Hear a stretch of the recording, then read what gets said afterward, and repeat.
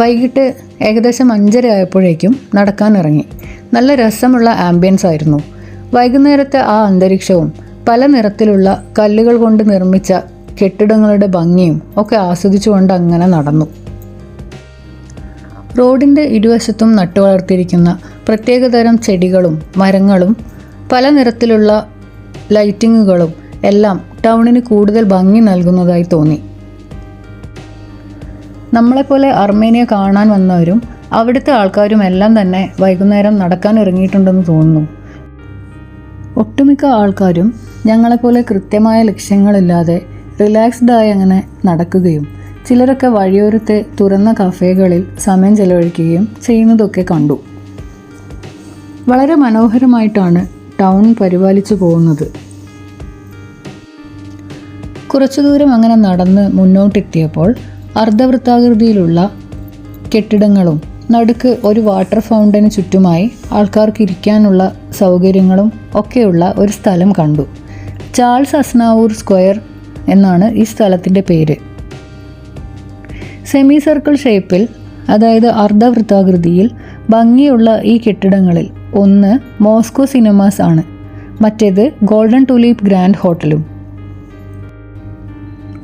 French ഗായകനും ഗാനരചയിതാവുമായിരുന്ന Charles അസ്നാവൂറിൻ്റെ സ്മരണാർത്ഥമാണ് ഈ സ്ക്വയറിന് ചാൾസ് അസ്നാവൂർ സ്ക്വയർ എന്ന പേര് വന്നത്.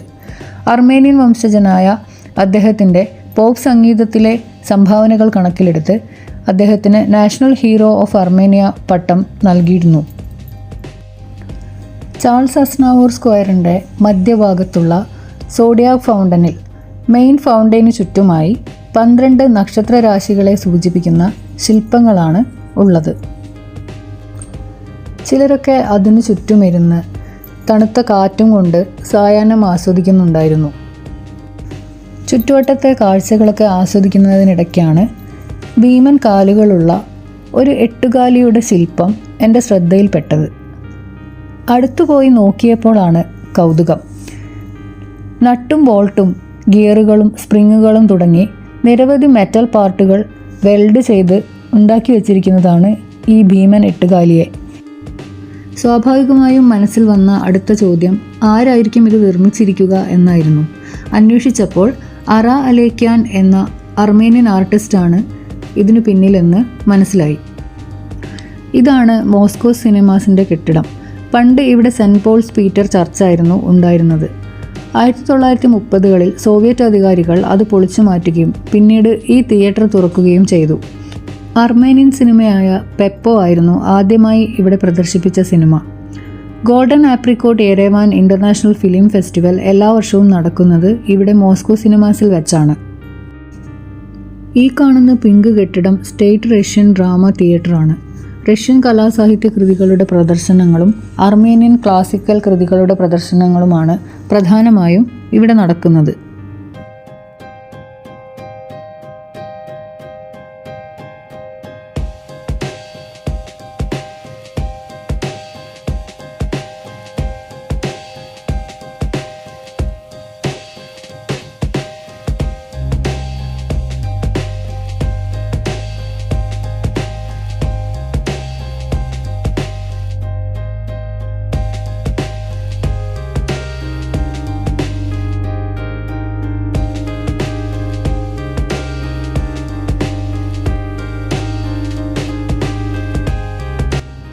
ചുറ്റുവട്ടത്തെ കാഴ്ചകളൊക്കെ ആസ്വദിച്ച് അങ്ങനെ നടത്തം തുടർന്നു.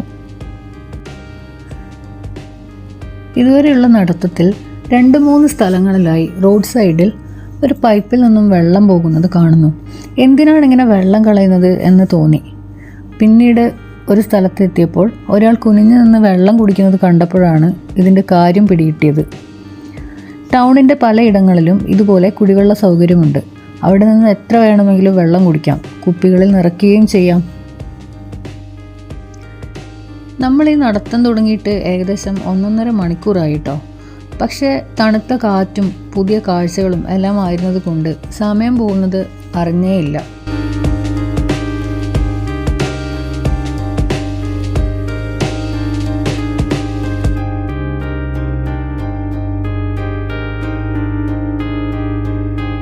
അങ്ങനെ മുന്നോട്ട് നടന്നപ്പോൾ പിങ്ക്ബെറിയുടെ ഐസ്ക്രീം ഷോപ്പ് കണ്ടു. ഇനിയൊരു ഐസ്ക്രീം കഴിച്ചിട്ടാവാം ബാക്കി നടത്തം എന്ന കാര്യത്തിൽ പിന്നെ സംശയമേ ഉണ്ടായിരുന്നില്ല. നല്ല തിരക്കുണ്ടായിരുന്നു. ക്യൂ നിന്നിട്ടാണെങ്കിലും വാങ്ങിച്ചു. ആർമേനിയൻ ഭാഷ അറിയാത്തതുകൊണ്ട് ചിത്രം കാണിച്ച് വേണ്ടത് സെലക്ട് ചെയ്യാണ് ചെയ്തത്. സംഗതി നല്ല ടേസ്റ്റൊക്കെ ഉണ്ടായിരുന്നു കേട്ടോ.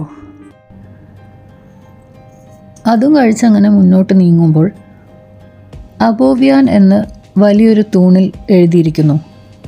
അതിനപ്പുറം മറ്റൊരു ലോകം, വിശാലമായൊരു സ്ഥലം, അതിനൊത്ത നടുക്കായിട്ട് വലിയൊരു മ്യൂസിക് ഫൗണ്ടൻ, ചുറ്റും നടക്കാനും ഇരിക്കാനും ഒക്കെയുള്ള സൗകര്യങ്ങൾ. നല്ല തിരക്കുണ്ട്. ചുറ്റോട് ചുറ്റും ഇങ്ങനെ അട്രാക്റ്റീവായിട്ടുള്ള ബിൽഡിങ്ങുകളും. യെരവാൻ്റെ നഗരമധ്യത്തിലാണ് നമ്മളിപ്പോൾ ഉള്ളത്. റിപ്പബ്ലിക് സ്ക്വയറാണ് ഇത്. 1924 അലക്സാണ്ടർ തമാനിയനാണ് ഈ സ്ക്വയർ രൂപകൽപ്പന ചെയ്തത്. 1940 കാലഘട്ടങ്ങളിൽ ലെനിൻ സ്ക്വയർ എന്നാണ് അറിയപ്പെട്ടിരുന്നത്. ഇവിടെ ലെനിൻ്റെ ഒരു പ്രതിമയും ഉണ്ടായിരുന്നു. പിന്നീട് അർമേനിയൻ റിപ്പബ്ലിക് സ്വതന്ത്രമായപ്പോൾ ലെനിൻ്റെ പ്രതിമ നീക്കം ചെയ്തു. സ്ക്വയറിന് റിപ്പബ്ലിക് സ്ക്വയർ എന്ന് പുതിയ പേരും നൽകി. യെരവാനിലെ ഏറ്റവും മികച്ച വാസ്തുവിദ്യാ സമുച്ചയമായാണ് റിപ്പബ്ലിക് സ്ക്വയറിനെ കരുതി വരുന്നത്. പുറകിൽ കാണുന്ന ബിൽഡിങ്ങിലാണ് ഹിസ്റ്ററി മ്യൂസിയം ഓഫ് അർമേനിയയും നാഷണൽ ഗാലറിയും സ്ഥിതി ചെയ്യുന്നത്. ഈ കാണുന്നത് യെരവാനിലെ ഗവൺമെൻറ് ഹൗസാണ്. അർമേനിയൻ മാരിയറ്റ് ഹോട്ടലാണ് മറ്റൊരു ബിൽഡിങ്. അതുപോലെ തന്നെ ട്രേഡ് യൂണിയൻ്റെയും കമ്മ്യൂണിക്കേഷൻസിൻ്റെയും ബിൽഡിംഗ് ആണ് വേറൊന്ന്. അങ്ങനെ ചുറ്റോട് ചുറ്റും പല ആകൃതിയിലുള്ള ഈ കെട്ടിടങ്ങൾക്ക് ഒത്ത നടുക്കായാണ് റിപ്പബ്ലിക് സ്ക്വയർ സ്ഥിതി ചെയ്യുന്നത്.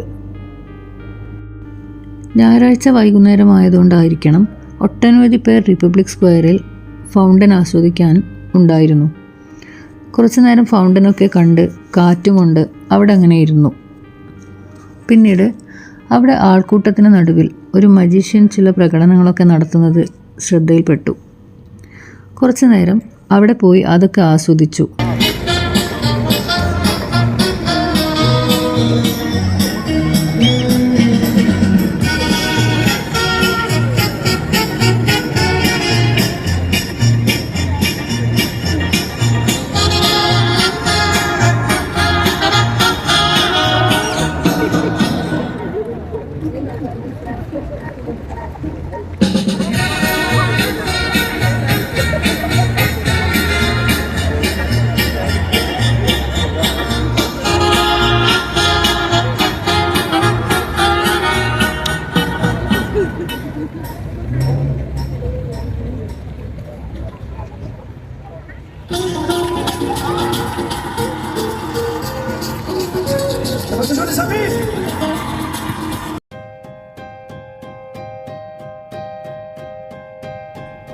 ഇനി ഏതായാലും എന്തെങ്കിലും കഴിച്ചിട്ടാകാം ബാക്കി നടത്താമെന്ന ചിന്തയിൽ ഒരു ഹോട്ടൽ അന്വേഷിച്ച് കണ്ടുപിടിച്ചു.